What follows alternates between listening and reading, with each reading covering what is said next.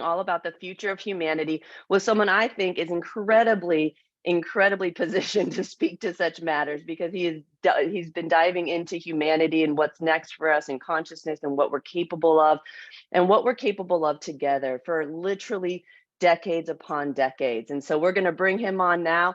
But before we do, we're going to activate our superpowers. And so I'm going to start us off and say, I am Tonya Dawn Recla, and I have superpowers. It's your turn now. I am Ervin Laszlo, and I'm glad to know that I have superpowers. Brilliant.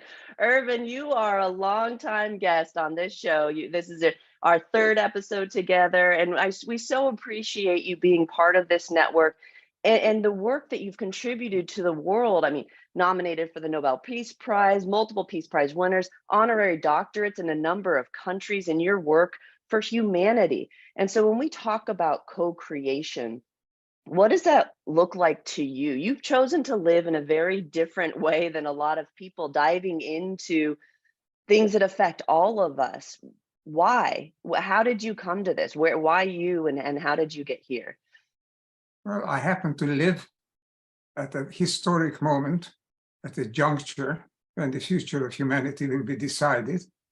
I became aware of this already some time ago. We talked about 2012 as being such a point, and that passed. Then there are the epidemics, the pandemic, and there are the wars and the refugees and the poverty and the climate change and all of these things.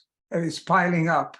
One talks not only about crisis and danger, but talks about opportunity and the chance is to finally to move forward, to leap actually forward, because the old is becoming destabilized, and we are now on the cusp of a new era.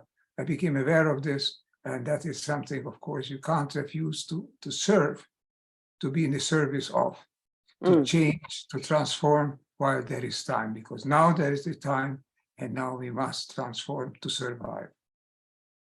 What a powerful statement to say that you can't refuse to be in service to that. And I've answered similar questions of like, why, why these pursuits, right? Why the exploration into how we click, how we connect together, how we work with creation, how we work in harmony, how we harmonize our own contradictions, right? How we move into wholeness, how we learn to love ourselves and each other, and this beautiful moment we have here together.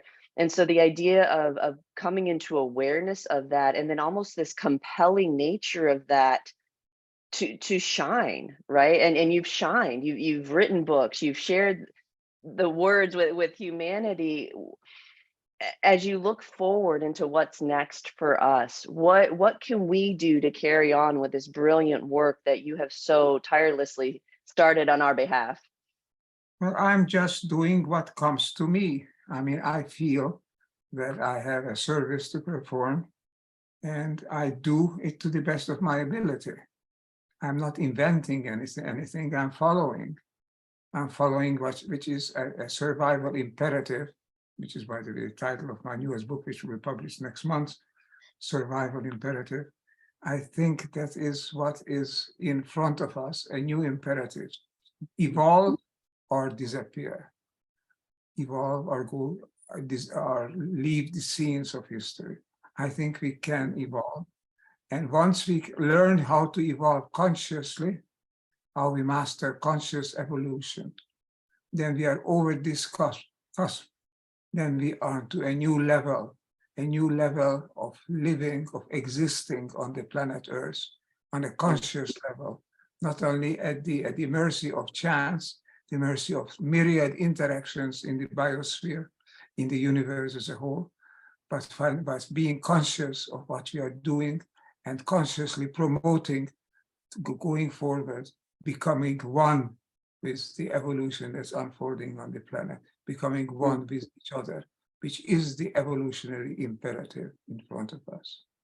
Beautifully said. And you all know that in our space is this ability to be in your own awareness, right? To intentionally express creatively into the environment in presence of others, so that we have some predictability on the kind of way we want to be, right? Because the universe is a responsive mechanism.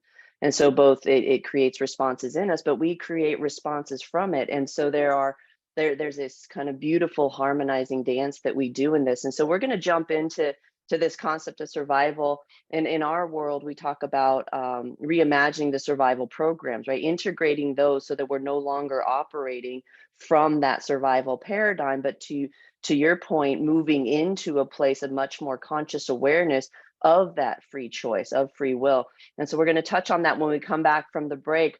Ervin, where's the best place to send people if they want to know more about you and your work? Well, my name, ervinlaszlo.com, gives you some information.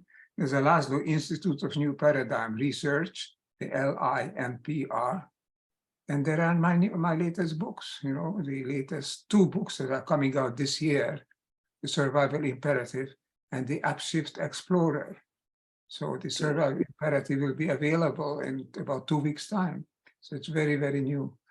You can look it up, and the site is for that is the publisher's site, the Sacred Stories, Story, the Light on Light Press. Fabulous. So go check out Ervin's work and make sure you're getting over to superpowerexperts.com.